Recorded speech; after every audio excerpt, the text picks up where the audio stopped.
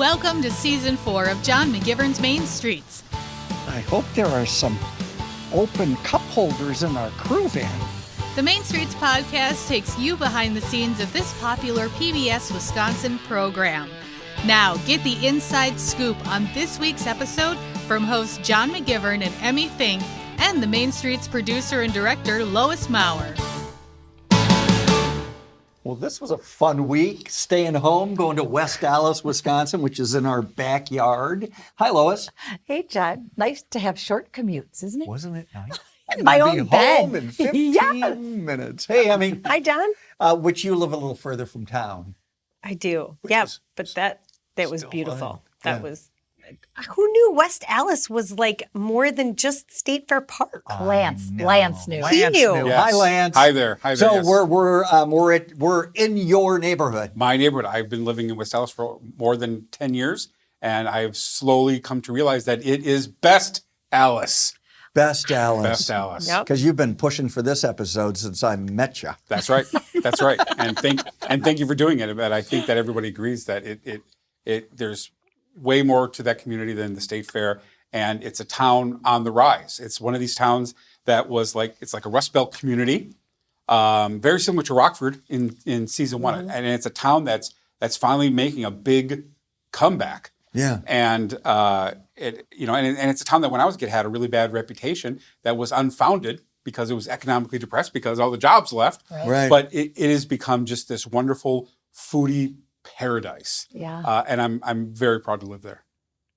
And historic preservation has, been a focus of West Allis at Summit Place where, all of us knew Alice Chalmers.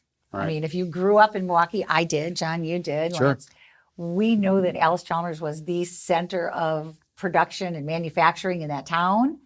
And when it stopped, it was like, oh my gosh, it was like shock to the city, right? It was like, what are we going to do with all this now? It looks totally different. Right. Yeah. Totally different now. Yeah. So those old factories are now offices, and like one of the old factory buildings is like a wedding venue, Big event space. It's beautiful. restaurants. Yeah. Yeah. I mean, so a lot of those buildings have been converted very nicely. We spent a lot of time on Beecher Street, Yeah. which you really directed us to, like their main street. Yeah. And It's like a second Main Street in that town. it's Yeah. unbelievable. Yeah, Mark Lutz is the guy. Lois is always talking about how there's always somebody who's a champion of a city, and Mark is the guy on Beecher Street. Absolutely. I had a shock when we got to 68th and Beecher, and there was the West Allis cheese and sausage shop. Right. It turned out that it used to be Mertz cheese that was there. And when I was in high school, I went to high school with one of the Mert boys, Michael Mert, who is a priest. We went to seminary together. And in between my sophomore and junior year, I used to take the bus out to 68th and Beecher to work in Mertz cheese. Well, I didn't really work. I just ate a lot of cheese and sausage because Michael had to work. So Yeah. I would just go visit Michael at work. And the fact that is still there, and it's surrounded now, like 68th to 76th and Beecher, it's Booming. booming with so much. Right. And well planned. I mean, Really well planned. yeah, and that's all Mark Lutz, right? I mean, Right. he's the one who looked at that whole area and said, you know what we need? We need a lot of shops that bring people from morning till night and don't compete with each other. Now that's a trick. And that's a Main And Street. so right smart. Yeah. Yeah. Right. Yeah, he's got the bakery, he's got the craft cocktail place, and he has the butcher shop. I can't think of what it's called. Beecher Meats. I'm glad you said it and I didn't. Oh my God. Been saying that my whole life. But he did it so thoughtfully. He got one up and going and successfully running, and Yeah. then started the next one. Got that one up and going, and he just continued on. And they all work together because the butcher shop supplies his restaurants, the bakery supplies his restaurants. Yes. It's a brilliant plan. And then across the street is Wild Roots, which is a very successful restaurant and a really great restaurant. Right up the street is the Rice Krispie. So if you're going up Beecher and you see that beautifully colored, is it It's like a teal or teal, and you're aqua or like, what something. is that? It's a Rice Krispie shop. That's all they Mary's sell is Rice Krispies. Krispie They're treats. gourmet. Yeah. Gourmet. And they got like 40 flavors At least. year round, and then they have seasonal flavors. I think it's the only one in the Midwest. There's only a handful of those gourmet Rice Krispie shops in the country, and she's And you think, one oh, of them. come on. What, really? Yeah. It's a Rice Krispie treat shop. How? Come on. And then you walk in and it's like, Oh, yeah. oh, my Lord. Oh, yeah. You realize quickly they don't skimp on the butter, No, they don't. nor And they should make you On the side. with a Rice in Krispie. that little blue building, they make Right. all their stuff there. Yeah. It's awesome. And they can make them. They have ones that are gluten free, dairy free. Anybody can go there and get a great treat. What was so fun about this, because my biggest pastime is eating. Favorite hobby of all time. And And working out. absolutely, we got to do more eating in this one. Remember the popsicles at Pete's Pops? Pops? Sure. I mean, it was just eating from start to finish. Greeby's so more Bakery. of that. Oh, yeah, Greavy's. Oh, Lord. Did you Greeby's see that blow up on Facebook? I'm telling you, people love Greavy's. Yeah, gave me they a love. bag of crullers. Really? Give me the hot ham sandwich. Oh, that remember. The ham sandwich first, then the crawler. It's Right. a perfect meal. Yes. I'm Yeah. hungry all of a And- sudden. But after we ate a lot, we got to go into a vintage store, and they had me try on some outfits from different decades. Yes, that was Yes. so And fun. it was a little hard to get some of the zippers zipped up because of all the eating. But That's right. you have a great story of this lady and her shop. Sure. Yeah. So the woman who owns this vintage clothing store, her name is Jamie Phoenix. She had this store, Ultra Twist Vintage, in Portland, Oregon. Now, Portland, Oregon is one of these places that's sort of offbeat, hip and trendy. And then what happens to those towns eventually is that it gets commercialized, big business moves in, and then it totally loses the vibe. And this is what has happened, unfortunately, to Portland, Oregon, right? So Jamie and her family were looking to relocate. And Milwaukee was one of the places they were looking to. So they came here, and they knew they wouldn't relocate unless they found a great place for a vintage clothing store. So in Milwaukee, where would you put that? A third ward, Third Ward, Bayview, Bayview, maybe Shorewood, maybe. East Side, Sure. right? yeah. She went to all those places and didn't find a town that had the right vibe. So they thought, oh, well, I guess we're not moving to Milwaukee. So then on the way out, because the owner, Jamie, she dresses like it's the 1960s all the time. She's into everything retro. She wanted to visit the childhood home of Liberace, big star of the 60s. So she drives to West Allis, sees Liberace's house. Her family drives around West Allis, and she goes, boom, this is it. This is where the store needs to go. Not only did she open the store there, expanded ever since, she bought a house there. So, I mean, it's a great testament to West Allis that store Where's her is shop? there. That's a good story. Her store is on National Avenue, somewhere in the 80 something, 78th maybe. Yeah. We had a ball. Do you still have the glasses? You and Gail bought glasses there. The yellow ones. Yes. Do you Love still have them? Of course, of course. Yeah, that was Love 'em. fun. She was wonderful. Yeah, yeah. Retro. Retro. You know what very else is retro? Again, we're talking about food. Why A not? store, a restaurant that sells peanut butter and jelly sandwiches. I Yeah. mean, that's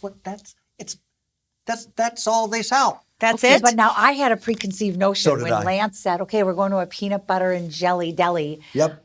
I walked in that place and had just no idea. I was Yeah. like, wait. It was not what I thought. at all.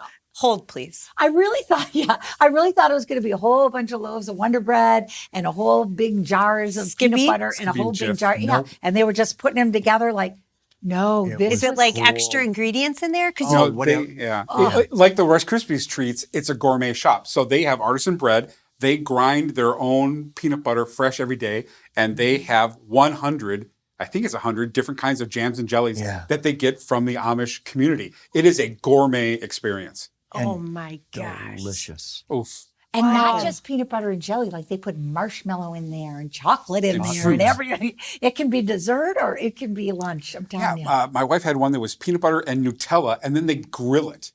Yeah, they Just grilled ours amazing. too.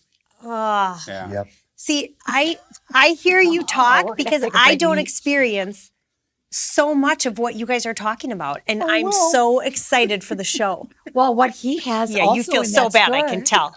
besides the sandwiches, he's got a lunchbox collection. You want Yes. to talk about retro? You go in there and you look at It brings you're you maybe a little back young, to Like grade Yes. school, like lunchboxes, Yes. Yeah, the metal characters, and like old Yes, Stanleys. all of them. these Oh. metal ones that have like Star Wars and Land of the Lost Lost. in and Space. Lost in Yes. Space. and all that stuff. Billy Mummy.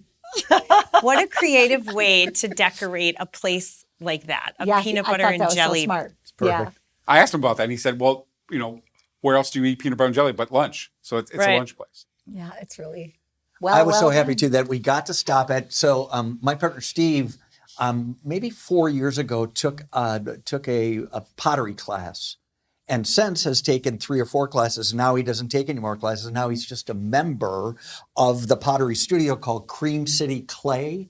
And so when I knew we were doing West Allis, I asked if we could visit Cream City Clay, and we did. And I thought it's so worth it. Oh, and yes. it'll be such a great segment of this episode. And I, of course, sat at the wheel, and when Steve picked up the 2 pieces that I made. So I made a bowl and I made a little lamb. Do you remember the lamb that was, and it wasn't on the wheel, it was hand made. I do remember. You made a lamb? Oh my God. And I think the one you picked up was maybe not the real one you made. no, she gave me the real one. Are you sure? Because the one I saw in your kitchen looks way better than the one you made in the That store. wasn't the one. No, you came over before we got the real one. Oh, because I okay. thought it was going to turn out like the one she made. Yes, which And was it was really like a lamb. Mine looks like a lion. That's really chubby. I had too much clay and I didn't have hind legs on it. The It was ears like- were weird. It was kinda really weird. awful. Yeah. But the bowl was good. Yeah, really good. Yeah. I feel like making an animal is an aggressive choice for like someone new, right? Just stick with like the bowl or the cup. Well, because it was handmade, it wasn't done on the wheel. So there's 2 types right, of. two I think types. it's not. It's more than handmade. But anyway, Wow. and they've got a place that you can. They have a studio that you can look at. They also have their own gallery that you can buy stuff that's made there. Mm-hmm. It's a 2 storefront right on the corner on Greenfield. On yes? Greenfield Avenue. On Yeah, Greenfield that's Avenue. correct. It's So great. will we see Steve in the show? Will he be in there making Are pottery? you crazy? I mean, I'm guessing, but I thought maybe he decided. Not for a moment. Not even afraid. And we shouldn't just even so be you know. talking about it right now. So Bailey, producer of these, cut this out. Leave it in. He'll be okay. He'll be fine. Yeah. One thing that I think is also fascinating is the fact that there's very few Rice Krispie stores in the country. There's very few peanut butter and jelly restaurants in the country, Right. and there are very few military collectibles stores. Talk about it. Okay, When I looked at that on my schedule, I was like, wait, what are we doing? Right. It's a store. It's an antique store, but instead of selling a variety of antiques, all they sell is antique military stuff. Old uniforms, helmets, medals, canteens, mess kits, flags, all this sort of stuff. And I happen to know the owner. I've known him for a long time. And he comes from a family of antique dealers, and this just became his focus. And the way he tells it is that every item in that place tells a story.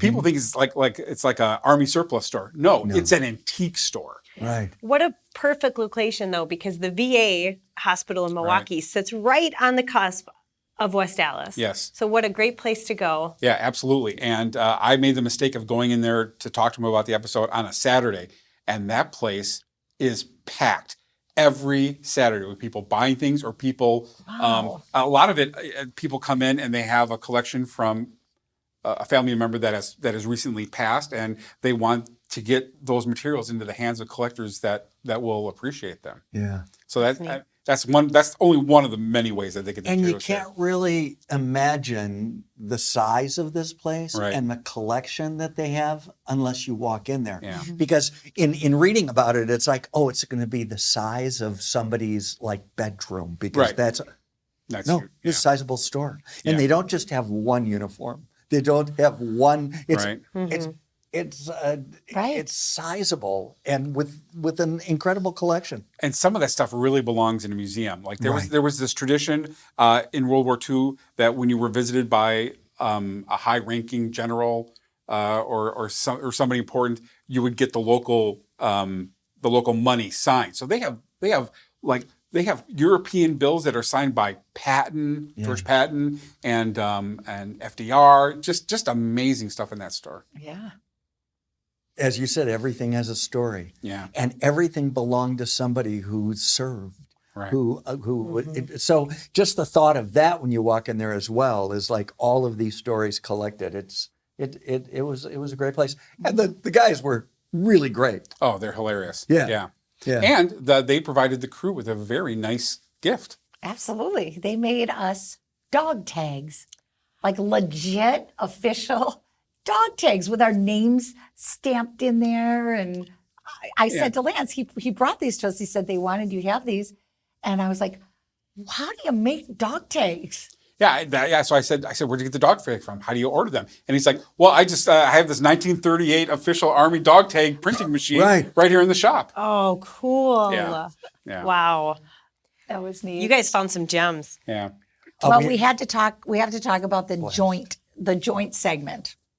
Okay, so I said to Lance, Oh, yes. now Emmy loves to do anything physical. And John, not so much. I wish you could see his face right now. Wow. Well, this place, okay, come on. Swoop Fitness. Even the name, you were like, no, I'm not doing this. No, I would have done it. But You lie. I would have done it, but I'm not getting in that harness. Well, then you wouldn't have done it. That harness I would have been like, hello. Ow. Yeah. Men do that. They do it. I don't care. Lance warned me. He said wear 2 pairs of shorts Yes. because, the harness You is can going to go chafe. in Yes. areas. Yeah. But do you remember I showed up and I didn't quite watch a video. I think you put like a picture in there of them doing it. I didn't realize that I needed to have shoes. So I'm thinking it's going to be like a shoeless yoga type thing, in the harness. Yeah. Well, all of a sudden I look over and she's like, oh, you need shoes. And I said to Brian, what size are your shoes? I'm like, I need them. I'm sorry. Wow. He just very graciously gave me his shoes. That's the kind of crew that we have. But that was so fun. I mean, we were doing push-ups. You're throwing yourself forward to do a push-up to come back, these like squat jumps, all things that I do, but never in a harness. Right. In So a the harness harness. and a bungee. Right. Yeah. So you fly. It's like you're flying with it. It's like Yes. You Mad had Max. great form. It looked really You look fun. great. I mean, I was really nervous, and then I got in there, and 90 seconds in, I was like, "Oh no, I'm all on board with this." She did a great job, and all the people that were in that class, you can just tell they are family. And for so many of them, it's like I had the worst day today, and this workout for me is freeing. Right. This is like taking my stress and just letting It was a go. workout too, because you were sweating. Oh like yeah, and then we had to go pretend I wasn't sweating at the next thing. sweaty.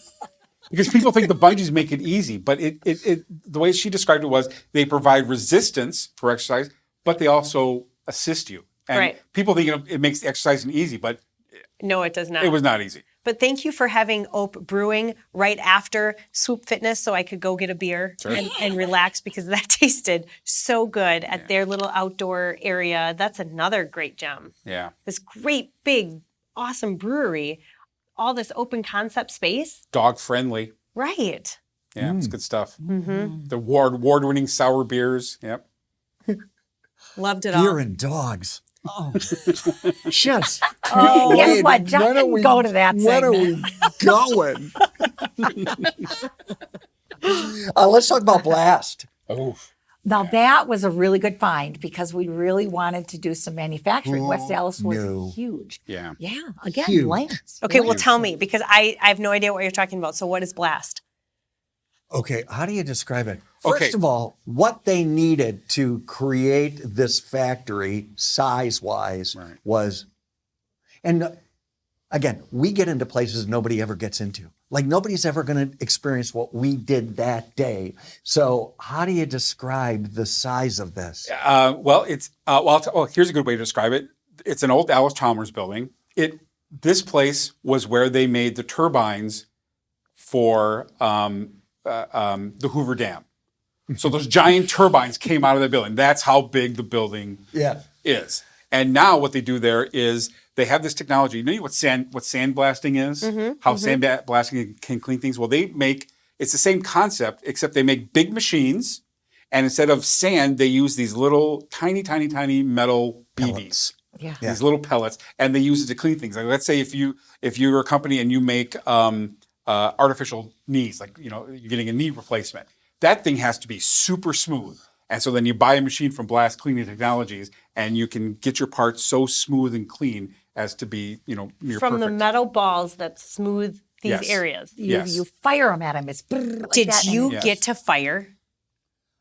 we watched it. We watched it. And Wow. no, they wouldn't allow any of us to do any of it. Sure. Because can I takes tell a you, little this is more training. This is huge. Yeah. And really, Yeah, they were wise to do that. Yes. Right. And some of the machines that come out of there are the size of buildings themselves. The Oh, yeah. machines are the size of a building. And the parts the way I understood it was the parts that they put in there, the reason you have to do it is so that maybe that manufacturer needs to paint something and it prepares the surface so that it will adhere to things. Sure. And I didn't realize that it takes every bit of rust off. It takes every bit of grease. It takes and then it can, maybe it be a coating. Maybe it can be a machine that things can't stick to. I mean, And he's a great guy. Wasn't he great? so nice. Yeah. Everybody was. We would be remiss if we didn't talk about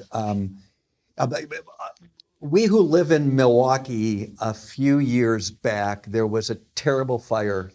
The Lutheran Church on the corner, I believe, 11th and Highland. Yeah. It was what was the name of the Lutheran It's church? Trinity Lutheran. And I watched that fire. Do you remember from the top because of your Milwaukee? office Yeah, from at Milwaukee PBS was right there. was right there. Oh, it's just gut wrenching.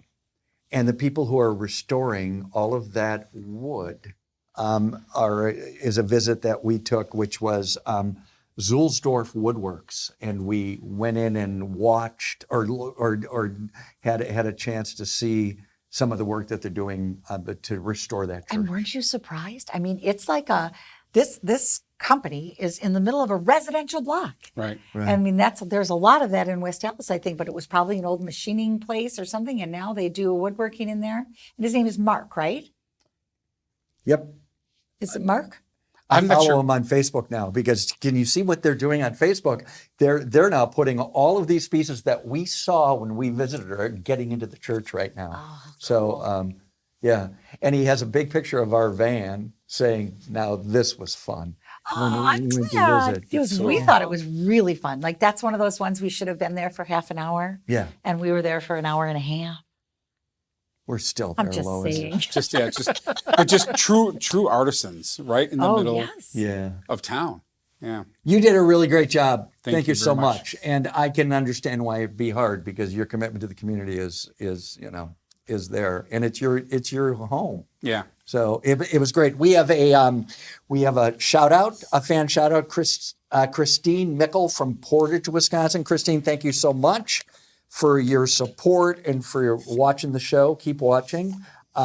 It was a great episode. I'm so glad. I think West Allis 2 should be in the works, Lois. Well, good. All right. we're There gonna you talk. go. You Thanks just got so much you just got the approval right there, Lance. Run with it. Thanks for agreeing to do it because it's a town on the rise and it could use the exposure and so I And the genuinely thank location you. cannot be beat. I am Us. telling In the middle of That was everything. perfect. We're all in. Thanks, you guys. Thanks. Want to wear something that's going to support your favorite show? Shop at Main Street Store. Proceeds go to help us get next season into production, so come on, go shopping at mainstreets.tv.